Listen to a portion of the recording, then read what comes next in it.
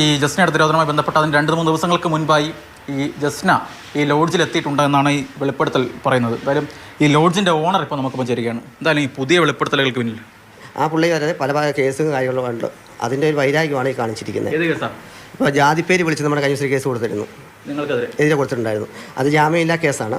അതുകൊണ്ട് ഇവരെന്നെ ടാർഗറ്റ് ചെയ്തിട്ട് 5 ലക്ഷം രൂപ ഒരു വീടും വേണമെന്ന് പറഞ്ഞൊരു ഇവിടെ വിവരാവകാശ പ്രവർത്തനമുണ്ട്. അവരാണ് ഇതിൻ്റെ പിന്നിൽ കളിച്ചുകൊണ്ടിരിക്കുന്നത്. അതിൻ്റെ ഒരു വൈരാഗ്യമാണ് ചെയ്തിരിക്കുന്നത് മൊത്തം.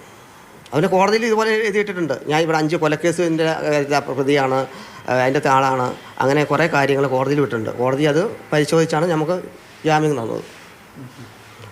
അപ്പോൾ അത് നടക്കാത്തതുകൊണ്ടാണ്, അത് അവരുദ്ദേശിച്ച പോലെ മുമ്പോട്ട് പോകാത്തതുകൊണ്ട് അടുത്ത ടാർഗറ്റ് ഇട്ടിരിക്കുന്നതാണിത്. ഇത് നിങ്ങൾ ആര് എവിടെ വന്നാലും ഏത് അന്വേഷണത്തിലും സഹകരിക്കാൻ നമ്മൾ തയ്യാറാണ് ഏത് സമയവും. ഈ ലോഡ്ജിൽ CCTV ഉണ്ടോ? CCTV വെച്ചിട്ടില്ല. ഇത് ചെറിയ ലോഡ്ജ്, മൊത്തം 8 റൂമേ അതിൻ്റെ അകത്തുള്ളൂ. അവർ പറയുന്നത് 102ാമത്തെ റൂമിൽ വെച്ച് ജസ്റ്റ് 102 ഇട്ടിരിക്കുന്നത് റൂം നമ്പർ 101 തൊട്ടാണ് തുടങ്ങുന്നത്. അന്ന് ഇവിടെ വന്നിട്ടുണ്ടായിരുന്നു അങ്ങനെ ജസ്റ്റ് ഒരാളില്ല? അങ്ങനെ ഒരാൾ വന്നിട്ടൊന്നുമില്ല. ഇല്ല, എൻ്റെ ഓർമ്മയിലില്ല, അങ്ങനെ വന്നിട്ടില്ല. ഏതെങ്കിലും ഘട്ടത്തിൽ അന്വേഷണം ക്രൈംബ്രാഞ്ചോ CBI എപ്പോഴെങ്കിലും നിങ്ങളെ തേടി എത്തിയിട്ടുണ്ടായിരുന്നു? ഈ കഴിഞ്ഞ ഇടയ്ക്ക് ഏതൊരു DYSP റിട്ടയർ ആകുന്ന ടൈമിൽ ഞങ്ങളെ പത്തനംതിട്ട വിളിച്ചിട്ടുണ്ടായിരുന്നു.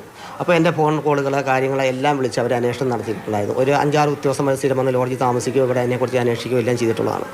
ആ സമയത്ത് ഒരു വെളിപ്പെടുത്തൽ ഒന്നും നടത്തിയിട്ടില്ലായിരുന്നു? അതിനെക്കുറിച്ചൊന്നും നമുക്കറിയത്തില്ലല്ലോ. ഉണ്ടെങ്കിൽ അന്ന് അവർ ആക്ഷൻ എടുക്കുമല്ലോ. ഇപ്പോൾ പെട്ടെന്ന് വരാനുള്ള കാരണം നിങ്ങൾക്കെതിരെയുള്ള ഒരു വ്യക്തിവിരോധമാണ്? വ്യക്തിവൈരാഗ്യം തന്നെയാണ്. 5 ലക്ഷം രൂപ ഒരു വീടും കൊടുത്തില്ലെങ്കിൽ എൻ്റെ ലോഡ്ജും പൂട്ടി എന്നെ തീർക്കുമെന്നാണ് പറഞ്ഞിരിക്കുന്നത്. പലരും പറ അതിൻ്റെ റെക്കോർഡും കാര്യങ്ങളെല്ലാം ഉണ്ട്. ഇതിൽ ഫയന്ന് ഞാൻ 25,000 രൂപ കൊടുക്കാമെന്ന് പറഞ്ഞായിരുന്നു. അത്തരത്തിൽ ഇങ്ങനെ ഭീഷണിപ്പെടുത്താനുള്ള കാരണം? ഈ ലോഡ്ജിൽ ഞാൻ ഇറക്കി വിട്ടു. അതെന്തിനാ? പുള്ളിയുടെ നടപടി ശരി. ഇപ്പം നിങ്ങൾ ഒരാളുമായിട്ട് വർത്താനം പറഞ്ഞുകൊണ്ടിരിക്കുകയെന്ന് കൂട്ടിക്കുക, ഒരു റൂം എടുത്തു, അവിടെ കുറേ ചെല്ലുക, മുട്ടുക, അവിടെ പൈസ വാങ്ങിക്കുക, ഒരു ഗുണ്ടായിസം രീതിയായിരുന്നു. പിന്നെ നമുക്കൊരു ഗുണം പറഞ്ഞാൽ നമ്മളിപ്പോൾ സ്ഥിരമായിട്ട് സ്റ്റാഫിനെ വെക്കണ്ട, ഒരു റൂമുണ്ടോ ക്ലീൻ ചെയ്തു, അതിനെ വിട്ടു. ഏതെങ്കിലും ഘട്ടത്തിൽ ഇവരെ ചോദ്യം ചെയ്തിട്ടുണ്ടായിരുന്നു ക്രൈംബ്രാഞ്ചോ CBI എന്തെങ്കിലും? ഉണ്ടെന്നേ അത് പറഞ്ഞിരുന്നല്ലോ. CBI ആണോ ക്രൈംബ്രാഞ്ച് ആണോ? പത്തനംതിട്ട അതിലാണ് എന്നെ വിളിച്ചത്. CBI ആണോ ക്രൈംബ്രാഞ്ച് ആണോ? ക്രൈംബ്രാഞ്ച് എന്നാണ് എനിക്ക് തോന്നുന്നത്. അപ്പോൾ ഈ ഇവർ പറയുന്ന ഈ ദിവസം ഒരു പെങ്കൊച്ചു ആരാ വന്നിട്ടില്ല? എൻ്റെ അങ്ങനെ ഒരു ഓർമ്മ എനിക്ക് കിട്ടുന്നില്ല, സത്യമായിട്ടും ഇല്ല. പത്രത്തിൽ ജസ്നയുടെ ഫോട്ടോ കണ്ടപ്പോഴാണ് ഇത്തരത്തിൽ ജസ്നയാണെന്ന് തിരിച്ചറിയുന്നത്. പ്രത്യേകിച്ച് ഈ പല്ലിൽ കമ്പിയൊക്കെ ഉണ്ടായിരുന്നു, അങ്ങനെ തിരിച്ചറിയുന്നു. അത് താങ്കളോട് പറയുന്നു, പക്ഷേ നിങ്ങളിത് പുറത്ത് പറയണ്ട എന്ന് പറയുന്നു. അങ്ങനെ സംഭവം ഉണ്ടായിട്ടില്ല.